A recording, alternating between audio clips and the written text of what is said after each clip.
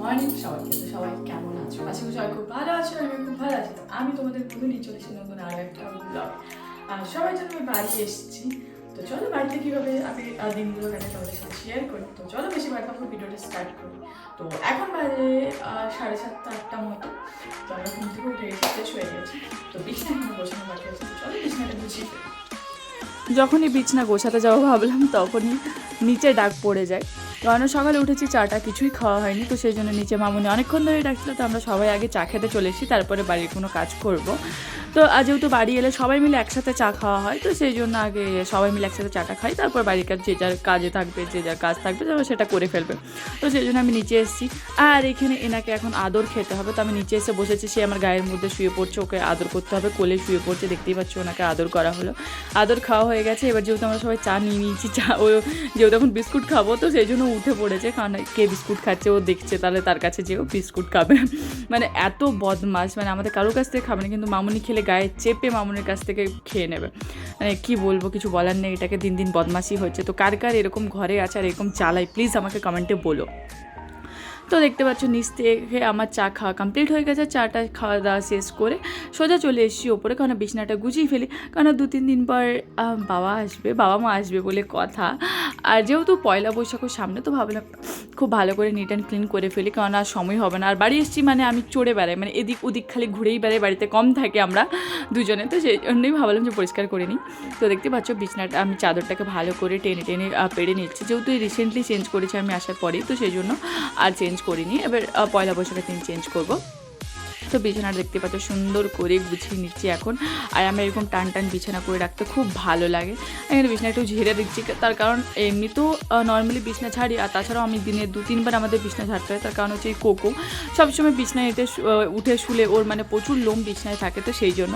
আর এখানে আমি এই বালিশটা হচ্ছে আমার হাজব্যান্ডকে আমি জন্মদিনে গিফট করেছিলাম, ওটাই আমি একটু বেশ ভালো করে দেখিয়ে রাখছি, বেশ মানে আমার ভালো লাগছে। বিছনা গোছানো হয়ে গেছে।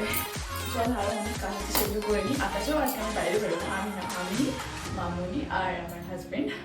তো সেই জন্য একটু তাড়াতাড়ি করছি। তো চলো, আজকের দিনটা অনেক ভালো লাগবে, তোমাদেরও আশা করি এই ভিডিওটা খুব ভালো লাগবে। তো চলো বাকি কাজগুলো করে নিই, তারপর বেরোতে হবে, তাই তো? তো কেমন লাগছে বলো আমার রুমটা? জানি অতটাও খাস না, বাট আমার তো খুব পছন্দের একটা জায়গা, মানে শান্তি বলে না, এখানে এলে আমি এই জায়গাটাতে এলে খুব শান্তি পাই। তো তোমরা দেখতেই পেলে যে আমার বিছানাটা পুরো গোছানো হয়ে গেছে। তো বিছানা পরিষ্কার করার পর আমি এখানে টেবিল মুছছিলাম, মানে ডাইনিং টেবিল মুছছিলাম। তো ভাবলাম তাহলে কাঁচের যা জিনিস আছে সব মুছে দিই, তো সেই কারণে আমি এখানে পুরো আয়না টায়না কাঁচের টেবিল যা আছে সব পরিষ্কার করছিলাম। তো এখানেও আমি চলে এসেছিলাম, এই রুমের একটু আয়নাটা পরিষ্কার, এটা এমনিতেও পরিষ্কারই আছে। তো তাও ভাবলাম যে একটু যখন মুছছি তো একটু কলিং দিয়ে মুছে দেওয়াই যাক, তো সেই জন্য আমি পরিষ্কার করছি। তো দেখতেই পাচ্ছ, আর এটা হচ্ছে আমার শখের একটা জায়গা, মানে আমার শখ করে এটা করা হয়েছে। আর তোমাদের এই জায়গাটা কেমন লেগেছে অবশ্যই কিন্তু কমেন্টে বলো, আর কার কার এরকম জায়গা আছে অবশ্যই জানিও। তো আমার এখন পুরো ঘর পরিষ্কার হয়ে গেছে, মানে ঝাড় দিয়ে সান মোছা হয়ে গেছে। তো চলো এখন স্নান করে আসছে, স্নান করে এসে তোমাদের সাথে কথা হচ্ছে, কারণ আবার বেরো করতে হবে, তাই তো? তো চলো আগে ফ্রেশ হয়ে আসে, স্নান করে আসি, তারপর তোমাদের সাথে কথা হচ্ছে। আমার এখানে স্নান করা হয়ে গেছে, দেখতেই পাচ্ছ। তো স্নান করে আমি সোজা চলে এসেছি ওপরে পুজো দিতে। হ্যাঁ, কারণ আমি যতদিন বাড়িতে থাকি আমি পুজো দিই, আর আমার ভালোও লাগে। মাঝে মাঝে ভুলে যাই, সেটা আলাদা ব্যাপার, আমাকে মামনি মনে করিয়ে দেয়, বাট আমার ভালোই লাগে। আমার এখানে ঘর পরিষ্কার করা ছিল অলরেডি, মানে ঘর পরিষ্কার করে ঝাঁট দিয়ে মোছা ছিল, কিন্তু তবুও আমি মানে এটা আমার অভ্যাস, মানে আমাদের বাড়িতেও আমি করে এসেছি। মানে যাই হোক, আমাকে ওই সামনেটুকু আমি হলেও আমি নিজে মুছবো, কারণ জানি না তো এটা কার কার এরকম হয় বা কে কে এরকম করো আমাকে জানিও, যে ঘর পরিষ্কার থাকলেও নিজেকে আবার মুছতে হয়। আমি ওরকমই, মানে আমি পুরোটা না মুছলেও ঘর যতই মোছা থাকে আমি পুরো ঠাকুরের পুরো সামনে থেকে যতটা আমি মানে দরকার ততটা আমি পুরো মুছে নিই। তো তারপরে আমি এখানে যেহেতু আজ বৃহস্পতিবার, তো সেই জন্য আমি দেখতেই পাচ্ছি আমি আম পল্লব দিয়েছি, কারণ হচ্ছে বলে বৃহস্পতিবার দিতে, আমাদের বাড়িতেও বাবার বাড়িতেও হতো, তো এখানে শ্বশুর বাড়িতেও হয়, তো তাই আমি করি। তো কাদের বাড়িতে এটা আছে অবশ্যই জানিও। তো আমি এখানে ফুল দিয়ে সুন্দর করে সাজিয়ে নিচ্ছি, দেখতেই পাচ্ছ। তো চলো আগে পুজোটা করে নিই, তারপর তোমাদের সাথে কথা হচ্ছে।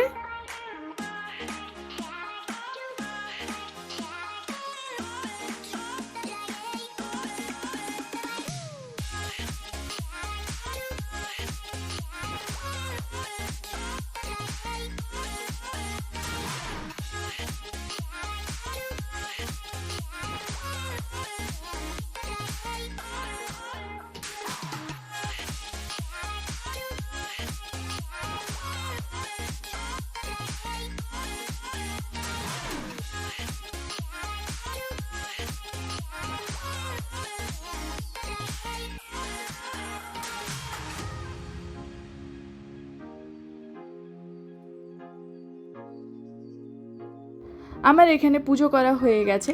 তো এবার সোজা চলে এসেছি ছাদে কাপড় মিলতে, কারণ যা কাপড় ছিল সব কাপড়গুলো ধুয়ে দিয়েছিলাম, তো সেই জন্য ওগুলো মিলতে চলে এসেছি ছাদে। আর আমি যদি নিচে চলে যাই তো আমি ভুলে যাব, তো সেই জন্য একেবারে আমি বালতি নিয়ে উপরে আসি। তো আগে আমি সব কাপড়গুলো মিলে দিচ্ছি, কারণ আর আমি যা ল্যাথখোর পাবলিক, একবার যদি বিছানায় শুয়ে পড়ি তো আমি আর উঠে এই কাজটা করতেও খুব কষ্ট হবে, তো সেই জন্য আমি একসাথে সেরে ফেলার খুব চেষ্টা করি। আমার মতো কি এরকম ল্যাথখোর পাবলিক আছে অবশ্যই জানিও।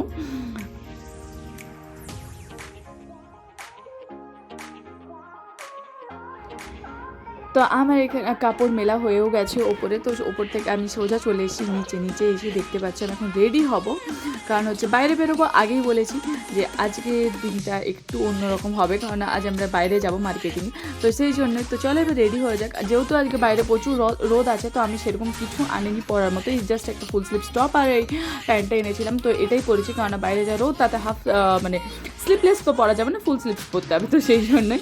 তো দেখতে পাচ্ছ। আর হ্যাঁ, প্লিজ ইগনোর মাই ব্রোনো, মানে আমার পিম্পলগুলোকে সিরিয়াসলি ইগনোর করো, কারণ কিছু বলার নেই। এই বাড়ি আসার পরই রোদে গরমে এই অবস্থা, কারণ ব্যাঙ্গালোরের ওয়েদারটা ঠান্ডা থাকে, বাট এখানে সিরিয়াসলি এত গরম কিছু বলার নেই।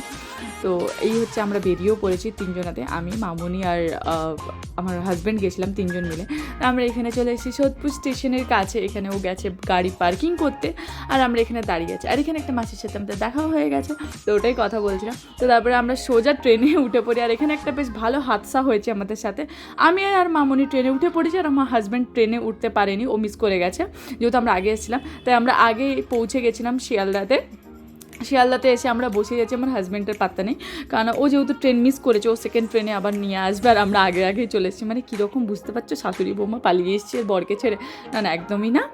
মানে আমাদের একটু দুজনে মানে ও লেটে ছিল, সেই জন্য আমরা আগে পৌঁছে গেছি। তো তারপরে আমরা চলে এসেছি শিয়ালদা থেকে নেমে। ছাতা কিনছিলাম, কারণ আমরা ছাতা আনতে ভুলে গেছি, ছাতা লাগবে, তো ছাতা দেখছিলাম, আমাদের ঠিকঠাক পছন্দ হয়নি, দামেও কুলায়নি, তো সেই জন্য আমরা বেরিয়ে চলে এসেছি।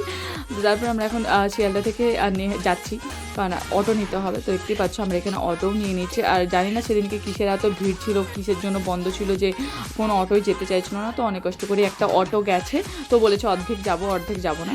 তো তারপরে আমরা সোজা চলে এসেছি বড় বাজার। হ্যাঁ, অনেকেই জানো এই বড় বাজারের নাম, আমি এটা ফার্স্ট টাইম আসছি আমার, কারণ আমার অনেক কিছু কেনাকাটা ছিল, যেহেতু চৈত্র সেল যেটা আমরা জানি, আর পয়লা বৈশাখ বলে আমার অনেক শাড়ি কেনার ইচ্ছা ছিল, তো সেই জন্য আমি আর মামুনি চলে এসেছিলাম বড় বাজার। দেখতেই পাচ্ছ, আর মানে এত ভিড়, সিরিয়াসলি আমরা যে দোকানটাতে ঢুকেছি ওখানে এত ভিড়, মানে বসার তো জায়গা দূর, মানে দাঁড়াবার মতো জায়গা নেই, এত ভিড় ছিল। যাই হোক, অনেকক্ষণ পর আমরা লাইন পেয়েছি। তো আমরা এখানে অনেক রকম শাড়ি দেখছিলাম, আর আমার অনেক কিছু কেনার খুব ইচ্ছা, তো সেই জন্য। তো তারপরে ফাইনালি আমি নেই করে তিন চারটে মতো আমি নিয়েছি, মানে অনেকজন, আমি, মামুনি, শিক্তা, সবার জন্য নেওয়া হয়েছে। তো আমার যদি বলো পার্সোনালি আমার 2-3টেই হয়েছে। আর আমাকে এই সিলভার কালারের যেটা হাতে দেখছো, আমি এটা নিয়েছি, কেমন হয়েছে কি পরে কোনো একটা ভিডিওতে দেখতে পাবে হয়তো পড়লে।